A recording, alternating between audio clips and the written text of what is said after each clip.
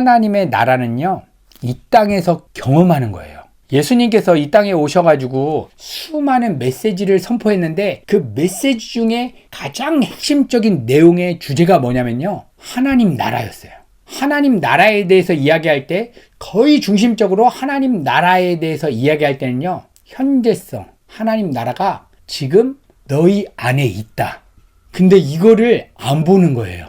왜냐면 하나님 나라가 지금 내 안에 있는데 왜 내 안에 평강도 안 느껴지고 왜 내 삶이 왜 이렇게 다 막혀서 이렇게 불안하고 염려가 되지? 이걸 가지고 우리는 고민해야 돼요. 근데 많은 사람들은 죽은 다음에 천국 가는 거에 대해서는 그렇게 고민하는데 지금 내 안에 임한 하나님의 나라가 도대체 어떤 의미인가? 논리적으로라도 먼저 정리를 하고 이거를 누리기 위해서 해야 되는 것은 무엇이고 어떻게 하면 맛보게 되지? 그리고 하나님 나라, 이 땅에서 경험하는 하나님 나라는 무조건 그냥 다 평강만 누리고 기쁘기만 한 것인가? 이거에 대해서 바르게 좀 정리하는 게 좀 필요한 것 같아요.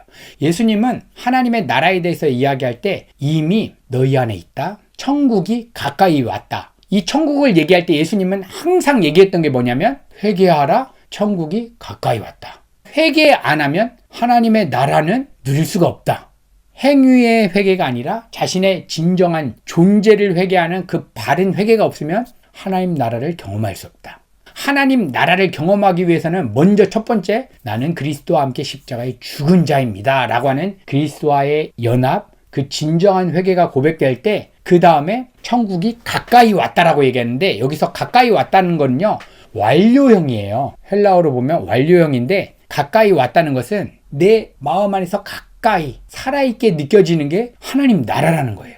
이 하나님 나라가 죽은 이후에 영원한 하나님 나라가 있고 이 땅에서 경험하는 하나님 나라가 있는데 이 땅에서 경험하는 하나님 나라의 핵심은요, 통치예요. 통치가 뭐냐면 하나님께서 내 삶을 주권적으로 이끄시는 그 이끄심에 순종하는 것, 이것이 통치 안에 거하는 거예요. 통치라고 하는 말이 주권자가 자신의 마음대로 펼쳐가는 거예요. 그때 이 통치함을 받는 거는 하나님께서 이 자리로 이끄시든 저 자리로 이끄시든 하나님 뜻대로 되기를 소망합니다 하고 하나님의 그 전적인 주권에 내가 순복하는 것, 이게 하나님 나라의 통치고 이게 하나님 나라예요. 이때 경험되어지는 첫 번째가 뭐냐면요, 내 나라, 내가 주인돼서 내가 통치하고 싶은 내 나라가 파괴되어지는 것을 경험하게 돼요. 우리는 하나님 나라고 하면 무조건 안전하고 평안하고 기쁨이 넘치고 이것이 핵심적인 요소는 맞아요. 근데 이 땅에서는 여전히 내가 내 나라를 구축하고 내가 주인 되어서 살고자 하는 아직 성향이 살아있기 때문에 이게 파괴되어지는 것을 경험하는 거예요. 이게 회개 때 경험되어지는 거예요.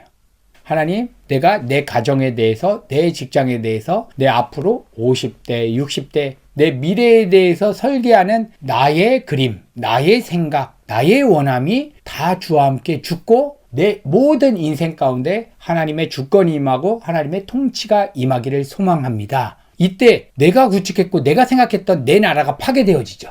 이게 회개예요. 이제 모든 것을 하나님의 주권에 맡기게 되는 거예요. 그래서 주님께서 어떻게 맡기라고 하냐면 수고하고 무거운 짐진 자들아 다 내게로 오라. 내가 너희를 쉬게 하리라. 하나님 나라를 경험케 해주신다는 거예요. 수고하고 무거운 짐이 뭐냐면 내가 내 삶의 주인 되니까 앞으로 내 몸에 대한 건강에 대한 짐을 내가 지고 있어요. 내가 건강에 대한 짐을 딱 지고 있는데 병원 가서 검사했더니 몸 안에 어떤 혹덩어리가 하나가 있대요. 조직 검사를 해봐야 되겠대요. 수고하고 무거운 짐진 자는 그때부터 걱정, 근심이 일어나면서 하나님 나라가 깨어지게 되는 거예요. 그래서 수고하고 무거운 짐, 이걸 갖고 어떻게 하라고 하냐면 주님의 십자가 앞에 다 내려놓으라는 거예요. 하나님, 내 몸에 이런 혹덩이가 있다는 것인데 내 몸은 하나님의 것입니다. 내가 내 몸의 주인 노릇했던 이러한 나의 모든 마음을 다 내려놓습니다. 이때 건강에 대한 하나님의 통치가 임하게 되고요. 재정 부분에 대해서도 하나님, 앞으로 내 삶의 모든 재정에 대해서 하나님이 주인이십니다. 다 가져가셔도 더 많이 주셔도 하나님 뜻대로만 됐으면 좋겠습니다. 이런 마음을 갖고 우리가 삶을 살아갈 때 재정 가운데 하나님의 나라가 임하게 돼요.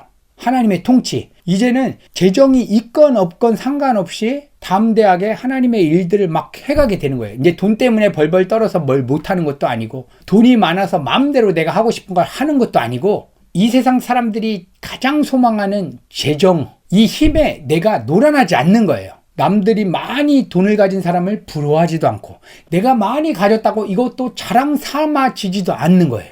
왜냐? 하나님 나라의 통치를 받고 있기 때문에. 그래서 주님께서 이렇게 기도하라고 했어요. 너희들은 먼저 그의 나라와 의를 구해라. 이 하나님의 나라를 구하라는 거예요. 왜냐? 우리가 자발적으로 하나님의 나라를 구하지 않으면 경험할 수가 없어요. 이스라엘 백성들이 하나님 나라를 경험하는 모형으로서 딱 섰는데 홍해 바다를 딱 가르고 나왔잖아요. 홍해 바다가 그냥 쫙 갈라져 버렸어요. 근데 요단강을 건너서 이제 가나안 땅 갈 때 요단강이 그냥 쫙 갈라졌을까요? 이미 물이 있어요. 요단강에 물이 있는데 발로 밟아라. 홍해 바다 때는 하나님께서 그냥 쫙 당신의 열심과 능력으로 그냥 싹 갈아버리셨어요. 다시 말하면 이것은 어떤 것을 모형하는 거냐면요. 우리가 영원한 하나님의 나라가는 것, 하나님의 자녀로 되는 것, 이거는 하나님의 전적인 주권으로 창세전부터 하나님이 택해서 하나님 뜻으로 다 이루시는 거예요. 근데 이 땅에서 경험하는 하나님의 나라는 아직 물이 안 갈라졌는데 발로 밟으라는 거예요. 그래서 너희 것으로 취하라는 거예요. 근데 신비가 있어요. 내가 의지를 갖고 발로 밟아서 하나님 나라를 취하려고 갔는데 간 뒤에 깨달아지는 게 뭐냐면 하나님께서 나에게 의지를 주셔서 발로 밟게 하시는구나. 뒤돌아보면 하나님의 은혜가 의지까지도 장악하셔서 끌고 왔다는 것을 깨닫게 돼요. 근데 지금 밟아야 되는 입장에서는 내가 해야 되는 거예요. 아직 물이 안 갈라져서 이제 밟아가지고 요단강에 빠져 죽을 수도 있잖아요. 근데 직접 발을 떼서 밟으라는 거예요. 이게 저희가 하나님 나라를 지금 나의 것으로 취하는 복음의 원리예요. 그래서 저희가 해야 되는 것은 하나님의 은혜가 내 삶을 다 끌고 가니까 가만히 있어도 된다. 절대 그쪽으로 가시면 안 되고 우리가 분토해서 어떻게 내 재정 가운데, 부부간의 관계 가운데, 자녀와의 관계 가운데 하나님의 나라를 나의 것으로 내가 취할 수 있을까? 홍해바다는 하나님께서 직접적으로 다 갈리셨는데 요단강은 하나님께서 내 발을 띄어서 네가 직접 발로 밟으라고 말씀하시는데 내가 어떻게 발로 밟아야 될까요? 이 발로 밟는 게 무엇이냐면요. 예수님의 십자가를 나에게 적용하는 거예요. 우리의 삶의 모든 길은 십자가로만 통해요. 그래서 십자가에 내 마음을 포개서 연합하는 거예요. 회개 따로 하나님 나라 따로가 아니라 회개의 삶을 살아가면서 그 안에서 하나님 나라를 동시에 경험하는 거예요. 왜냐하면 우리는 여전히 죄에 대해서 죽어야 되는 본성을 가지고 있기 때문에. 그래서 십자가를 기억해서 하나님이 통치자가 되시기를 소망하는데 하나님 그것에 대해서 내가 주인 노릇하려고 하는 나는 오늘도 주와 함께 죽었습니다. 내 가정에 하나님이 왕이십니다. 하나님 통치해 주세요. 내가 더 희생해야 되는 부분이 있다면 내가 기쁨으로 희생할 수 있는 마음도 주시고 하나님 다른 어떤 사람이 아니라 내 마음을 변화시켜 주세요. 그래서 자신이 변화되는 쪽으로 회개의 삶을 가는 것이 요단강의 물을 우리가 밟는 거예요. 우리는 이렇게 생각해요. 자녀와의 관계 가운데서 자녀가 뭐 잘못한다? 자녀가 바뀌었으면 좋겠다. 직장에 들어가서 직장 상사와에서 저런 상사는 딴 데로 이직했으면 좋겠다. 아니면 나한테 미안하다고 했으면 좋겠다. 타인들이 뭔가 변화되기를 바라는 거예요. 그런데 하나님의 나라를 우리가 직접 발로 밟아야 된다는 의미는 하나님 나를 바꿔주세요. 외부의 환경을 하나님 바꿔주는 게 아니라 이 밟을 때 누가 바뀌냐면 여전히 밟으면 빠져 죽을 것 같은 그런 강이에요. 물이에요. 근데 마음이 바뀐 거예요. 내가. 하나님이 이거 밟으라고 그랬지. 그냥 빠져 죽으면 영원한 하나님 나라 경험하겠네. 그러면 빠져 죽는 것이 가장 선한 것일 것이야 하고 밟는 거예요. 그래서 모든 관계 가운데에서 하나님의 나라가 임하기를 소망하는데 그 나라 나의 것을 취하고 싶은데 하나님 내 마음을 바뀌어주세요. 자녀와의 관계, 직장 간의 관계, 또 인간관계, 또 교회 성도들 간의 관계 가운데에서 하나님 내가 빠져 죽기를 원합니다. 물에 빠진다는 것은 죽는다는 거거든요. 내 자존감, 내 생각, 내 판단, 내 뜻 다 끊어지고 오직 주님 뜻만이 내 삶 가운데 펼쳐지기를. 그러면 하나님이 외부의 그 상황과 환경과 상관없이 주시는 그 기쁨과 평강, 그냥 단순히 막 기분이 감정이 막 좋은 게 아니라 전능자가 내 인생을 다 책임지고 주관한다고 하는 그 사실로부터 오는 그 담대함, 하나님이 하나님의 영광이라고 하는 목적을 위해서 지금 이런 사건화되는 일들을 하나님이 펼쳐가시고 있다. 모든 것을 협력해서 선을 이루신다고 했으니까 내가 보기에는 망한 것 같지만 이것은 선한 계획 가운데 있다. 이거를 믿을 수 있도록 성령 하나님 도와주세요. 내가 자발적으로 이 자리에 딱 가는 것이요. 그 요단강에 그 물이 차 있는 데를 내가 발로 밟는 거예요. 밟으면 죽을 것 같잖아요. 그 사람 용서하고 내가 털리면 죽을 것 같은데 내가 죽을 때 내가 빠진 그 자리에서 성령께서 내 삶을 장악해서 주관해 주셔서 어떻게 인도하시는지. 그래서 예수님께서 제자들과 함께 풍랑이는 배 위에 있었는데 예수님은 주무시고 계세요. 풍랑이는 배 위에서. 근데 제자들은 예수님 깨우고 난리가 나죠. 예수님 큰일 났습니다. 그러니까 예수님이 문제 삼는 것은 문제, 풍랑이는 문제, 이혼, 가정의 파괴, 재정 문제, 이거는 풍랑이는 인생 문제겠죠. 이걸 문제 삼는 게 아니라 이 풍랑이는 문제에서 예수님처럼 잠잠하게 평안을 느끼면서 하나님 나라를 느끼면서 잠자지 못하는 것을 예수님은 문제 삼는 거예요. 그래서 이 제자들을 뭐를 혼내냐면, 야, 이 풍랑이는 문제가 아니라 왜 이렇게 믿음이 없느냐. 믿음.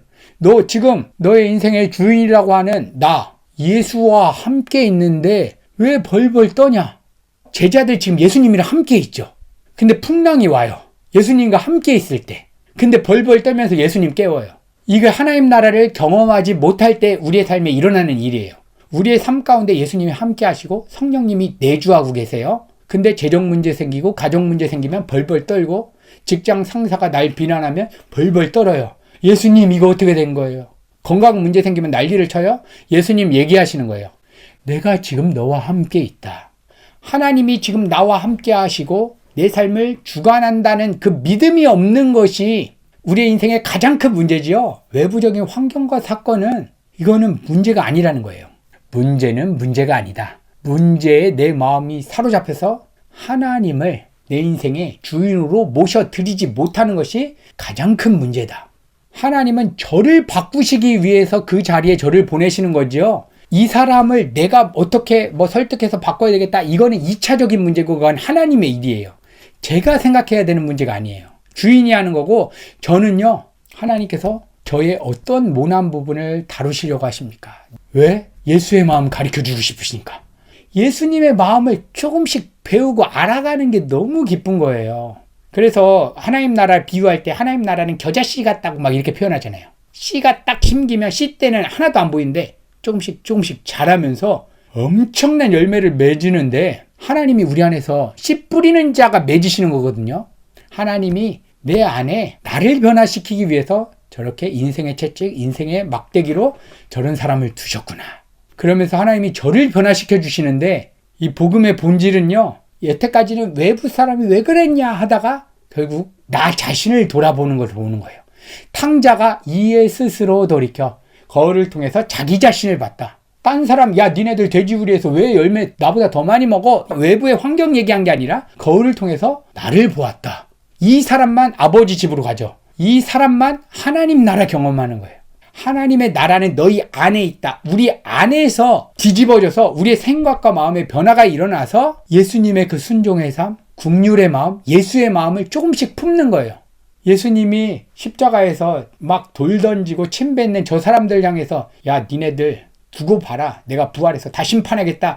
이 분노로 간 게 아니라 하나님 저들은 죄를 몰라서 그래요. 예수의 그 마음을 품는 거. 그 스데반 집사님이 그 마음 품었잖아요. 돌 맞아 죽는데 그 마음 품으니까 하나님의 영광이 임하면서 하나님의 나라가 뚫고 들어온 거예요. 그 환경 자체가 좋아서 감사하는 게 아니라 스데반 집사님이 돌 맞는 게 좋아서 감사하면 그거는 정상인이 아니에요. 고통이 좋아서 감사하는 게 아니에요. 그 과정을 통해서 예수님의 마음을 알고 복음에 대해서 더 깊이 알아가고 환경과 상관없이 누려지는 그 진짜 하나님의 나라가 내 안에 있다는 사실을 깨닫고 왜 이런 엄청난 선물을 왜 나에게 주셨을까? 그래가지고 이 하나님 나라를 경험한 사람은 어떻게 한다고 하냐면 성경에서 자기 집에 모든 보화를 다 팔아서 그 밭을 산다잖아요. 밭에 보화가 숨겨져 있는데 남들은 보화인지도 몰라. 이거 다 팔아서 사는 거예요. 우리는 뭐를 팔아서 사냐면 나의 자존감, 나의 가치, 나의 희망 모든 거 다 팔아서 이거 사고 싶은 거예요. 이 하나님 나라, 하나님 진짜 나의 것으로 경험할 수 있도록 성령님 도와주세요. 내가 다른 건 몰라도 이것만은 경험하고 싶습니다. 그럼 반드시 성령님께서 경험케 해주실 거예요. 어떤 상황에 섰다? 내가 문제다. 어떤 게 문제냐? 이 문제를 지금 하나님의 은혜로 경험하지 못하고 있는 내가 문제다. 하나님, 내 마음 어떤 부분이 지금 막혀서 그렇습니까? 내 마음을 바꿔주세요.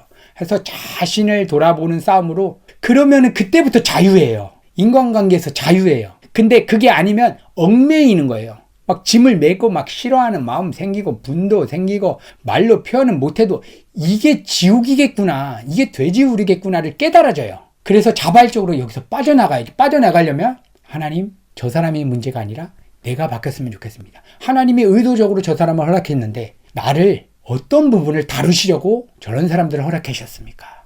예수의 마음으로 저 사람 볼 수 있게 해주세요. 그 머리로 이론적인 생각만 갖는 것만으로도 엄청난 자유가 주어져요.